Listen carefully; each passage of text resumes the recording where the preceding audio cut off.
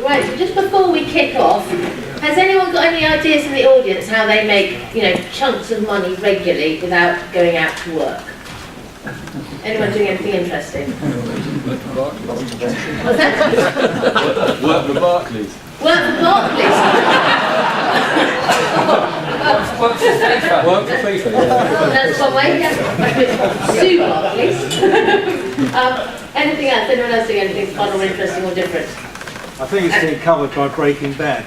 Breaking Bad? Okay. All right, so maybe we'll sort of veer back on some sort of legal side of things. I know that John is going to now confess to you how he makes money when he's not at work. I should never have told you that. You shouldn't, I know. I'm afraid it's going to come out public. Would you like to explain? Well, yeah. You may have visited our stand in Mattioli Woods. We do pension and wealth management, and most of my day is taken up by advising clients on where to invest, what tax wrappers to use to provide for investment returns, and what clients actually want to get out of their money at a later date, like retirement, retiring early, or as we see today, no one really retires, they carry on working, and you're basically providing extra cash to supplement the work that you're doing for a certain time of living.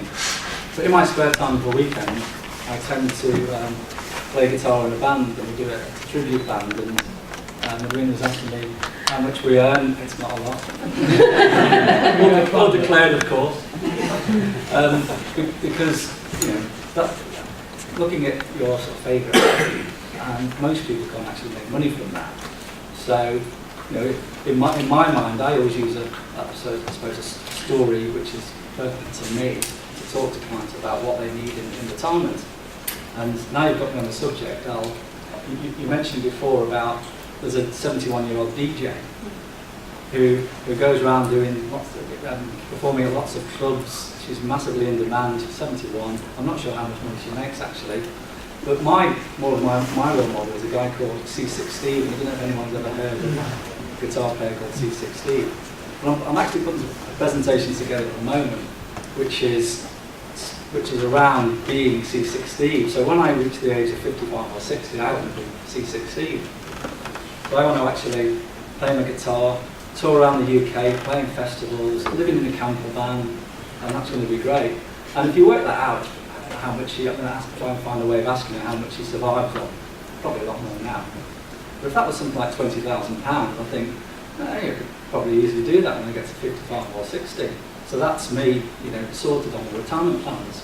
My wife, however, doesn't share the same vision as me.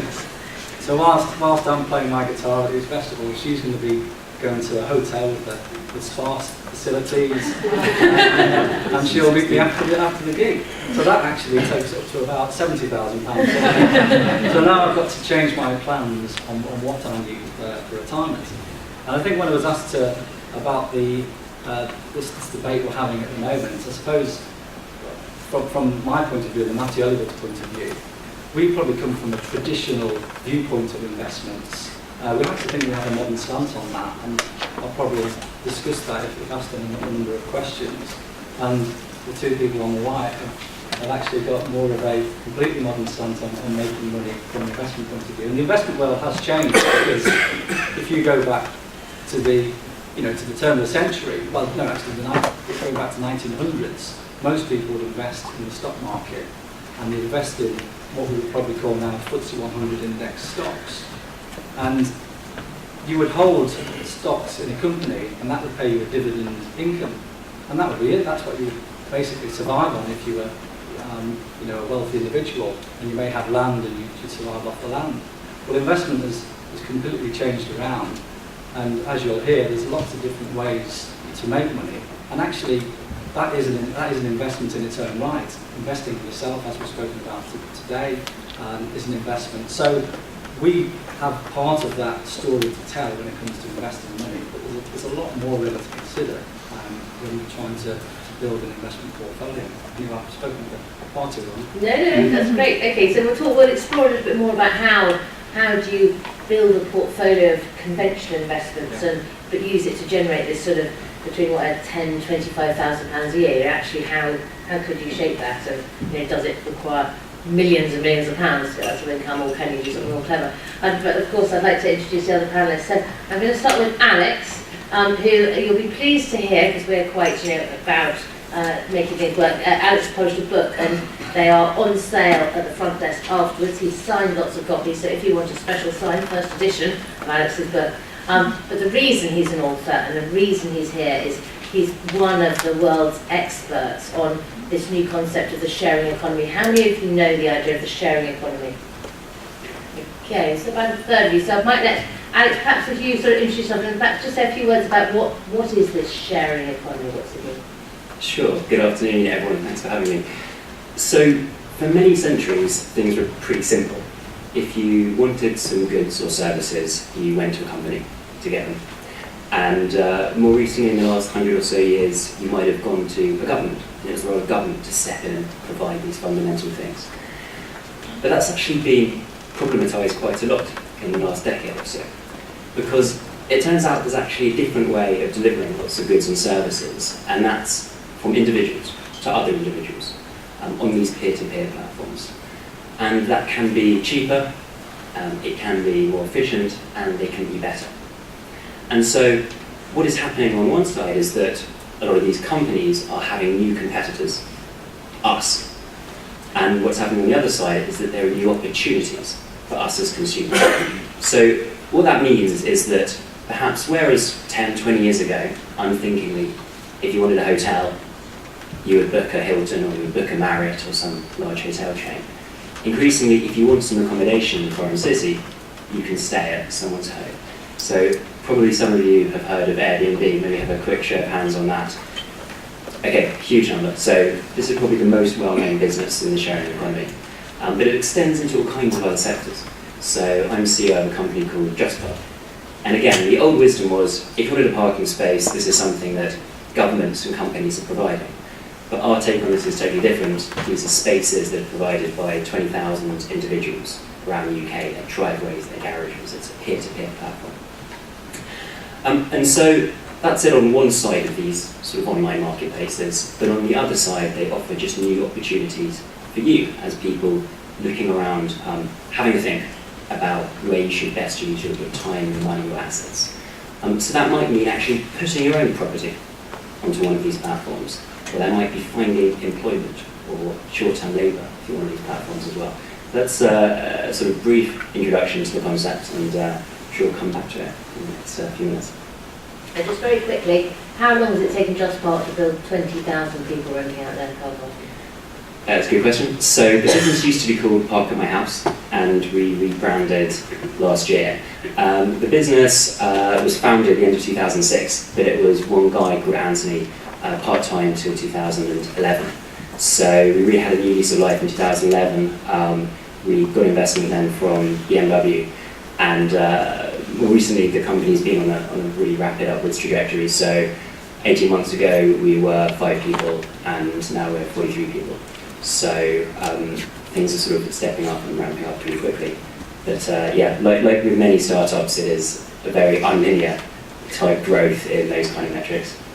Good, thank you. Right, Camilla, now I've known you for a while, and you've been on quite a trajectory since we first met, but explain why are you on this stage to explain about events for a second. Well, thank you for the part advertisement, Alex. But if you have heard of Airbnb, well, I hope you've equally heard of Event for Stays. What we do is we provide privately owned accommodation for people who want to go and do something that they're passionate about, whether it's going to the Henley Royal Regatta, going to the Edinburgh Fringe Festival, or just enjoying motorsports or whatever it happens to be. And we provide every sort of accommodation, from a spare room, which Airbnb do perhaps, which they're better known for, but we go right the way up to sort of the miniature stately home, or your home, my home, or indeed your second home. We also provide accommodation for people to gather for a special family occasion, whether it's a reunion, wife's birthday, whatever an anniversary, whatever. And the way we work is somewhat different to the likes of Airbnb, because we're very mindful that a lot of our owners are homeowners, and their castle is their castle. So we offer more of a concierge type service where we will actually vet who's coming to stay with you. We'll hold damage deposits and the like. But we focus and are passionate about the fact that the whole experience in dealing with eventful stays, right through to your actual stay, and in fact the aftercare service, is something that is second to none. It's about the whole experience. So whether you are just going to the Cheltenham Festival to enjoy 3 or 4 or 5 days at the races, or you are getting together for a hen party or a stag party, I think somebody was mentioning earlier, then we're about providing the sort of places that you might like to stay in. We're about to go international as well, so think about your second homes or your third homes and what you might do with them. So we have lovely examples of people who come from various walks of life. We had a young family just recently register their house for the regatta, and £2,000 later we have them rented where they can now pay for their summer holiday, and the nursery's locked off because the wife was very concerned about somebody staying in the baby's nursery. We've had a couple who had a lovely house in Chobham where the husband had a very senior role in a very large corporate and suddenly found 18 months later he was still without a job, having been made redundant. And they came to us and said, we've got kids at private school, can you help? And I think we probably made them about £80,000 for the first year that we were renting out their house.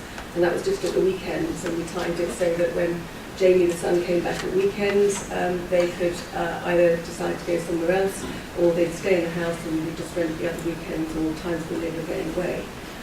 We've had people who funded their new careers, their portfolio careers or their plural careers, by actually renting out their own homes. We have lovely stories of ladies who've decided to do it as a kids have flown the nest. What am I going to do? I need a job. I want to do something I really enjoy. And they'll be sat on the slopes perhaps in their second home, and pitching a text will go through, and Samuel, one of our customer services people, will be texting, so we just put another £2,000 in your account. Thank you very much. So we've got some great examples of people making money out of leveraging the assets that they've already got, so that they can invest in portfolios, they can look at what they can leverage also out of their drives, but most importantly it funds another lifestyle, one that they perhaps have been aspiring to for some time. Thank you very much. Alex, what else can you share in return for money? Plenty of things is the short answer. I'm just going to pick up quickly on something Camilla said, because Camilla's absolutely right.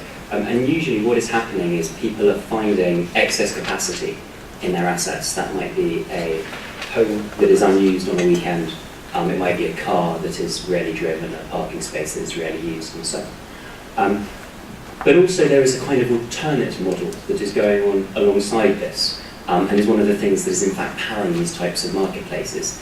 And that is that people are sometimes acquiring assets specifically to put onto these marketplaces. Now, where does that make sense? Well, how many of you are buy-to-let landlords? You, I'm sure, will have observed that actually you can get a higher yield if you have a greater number of people staying for shorter periods of time. And that might end up being more money, even with some of the voids that entails.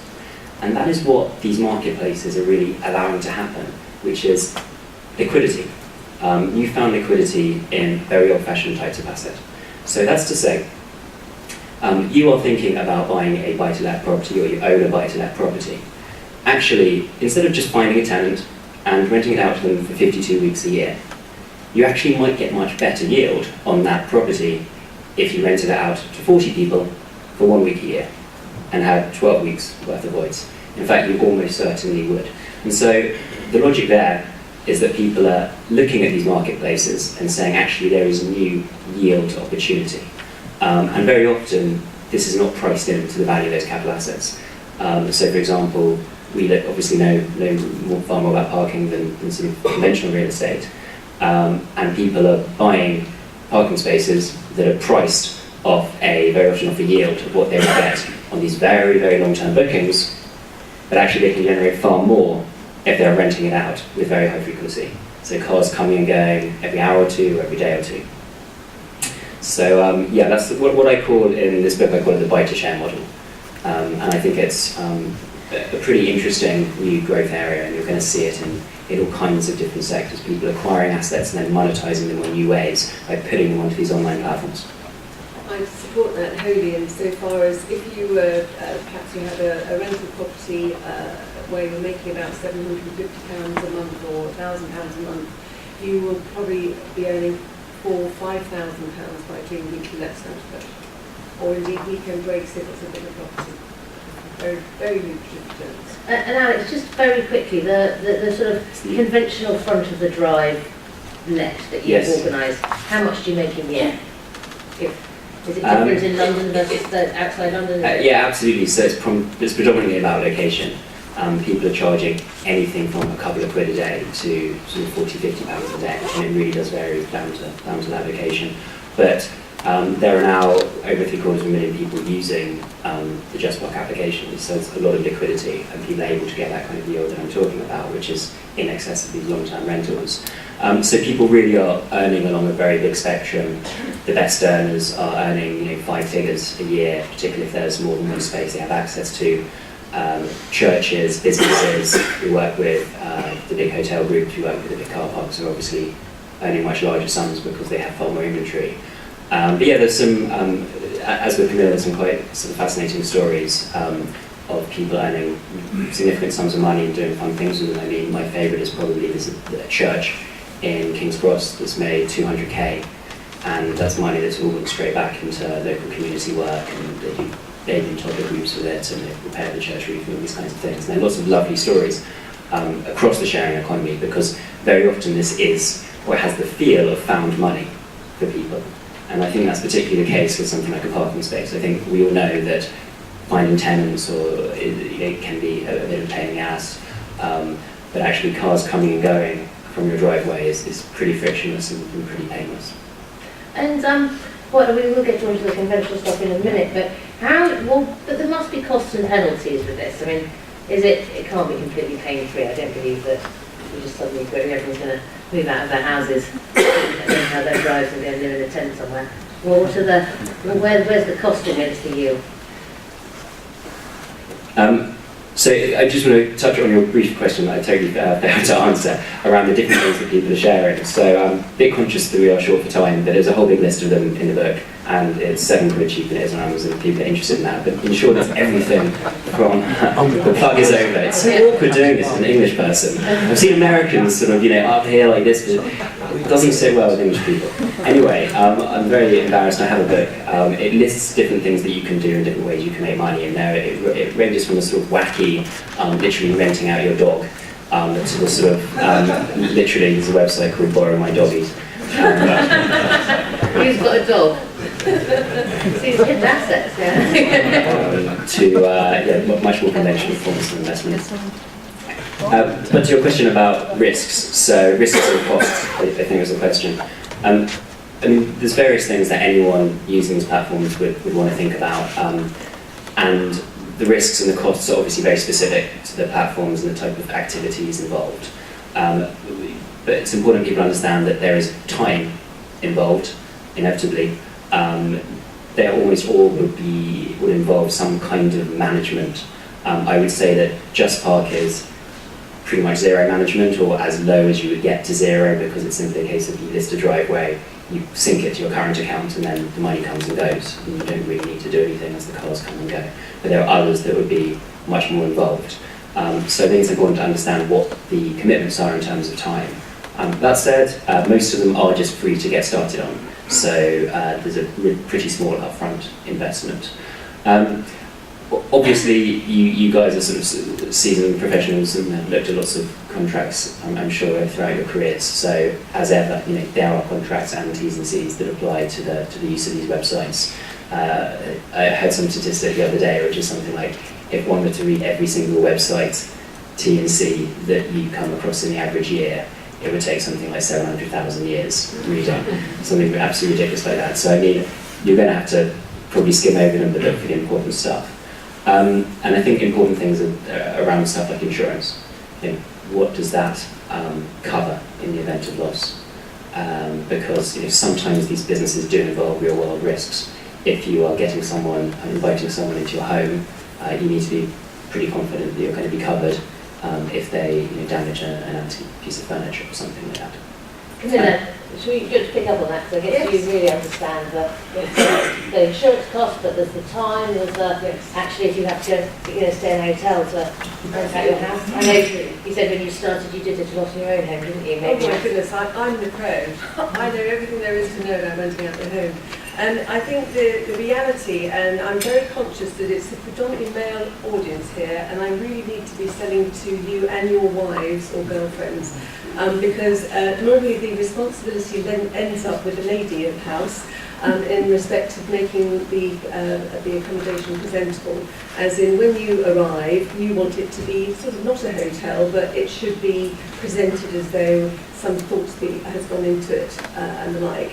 So preparing the house, making sure that all the linen is pressed, the towels are provided, the smellies are in the bathroom, etc., and the place is spick and span, is really just the checklist that needs to be gone through.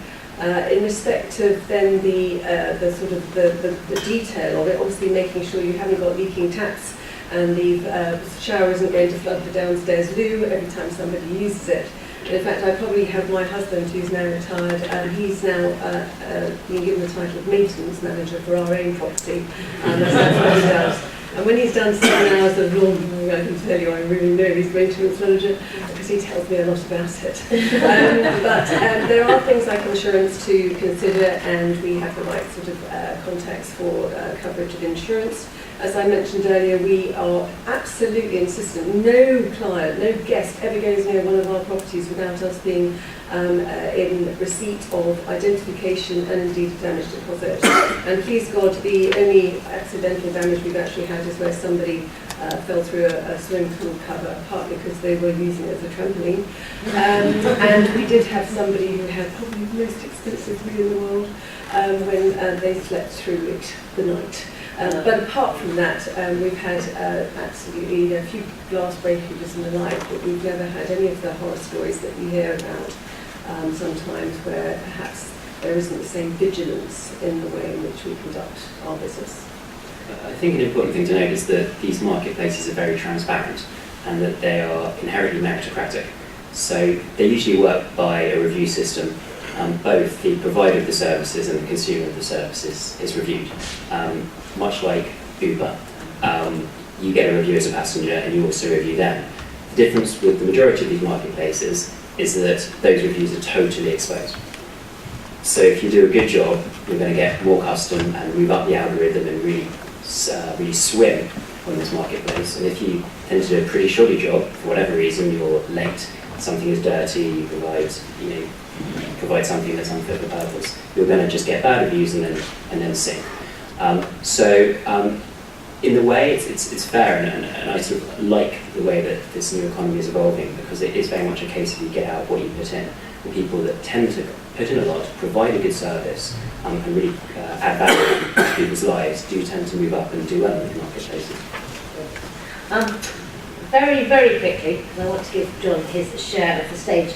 But do you, Camilla and Alex, have you got a job? Do you think it's a job what you're doing?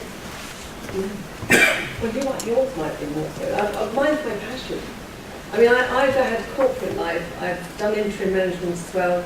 I've done the whole bit. But when I started Empress Days, I started because I saw masses of people moving out their homes for a particular event in the UK and thought, well, what's happening for the rest of the UK? And if you can get premium rentals around major events, well, maybe I can help people achieve that. And equally, I looked at our own asset portfolio, which unfortunately had been hit with the downturn of the market. So what's the one thing I've got left? And it was our home.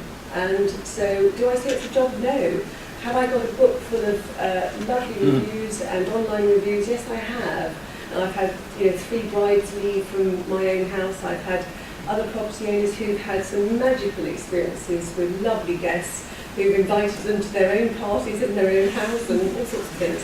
But do I say it's a job? No. Okay, thank you. Alex? Do I? Well, not really. I started my career in corporate law working in private equity. So to be honest, everything's a barrel of laughs.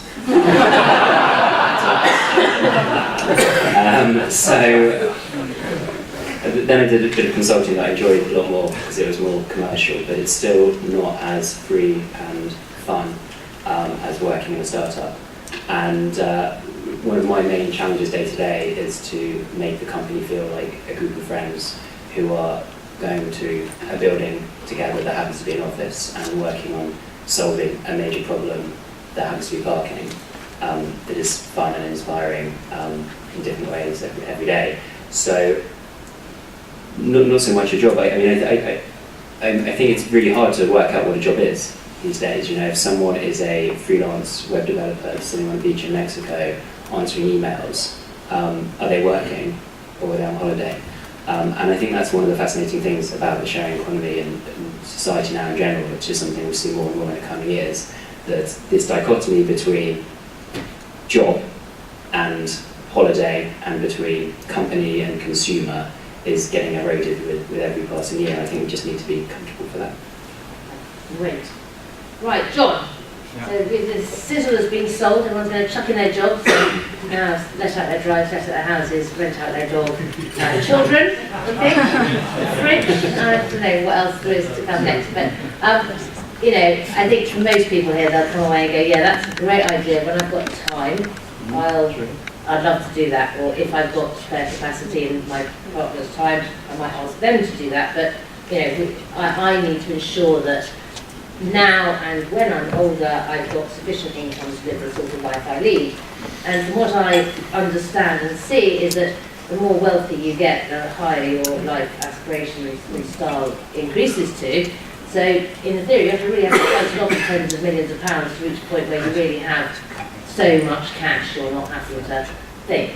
And the premise of this was that how much money do you need in a conventional sense to generate the £8,000 to £25,000 a year, which might mean you say, I'm going to take Fridays off. We've talked about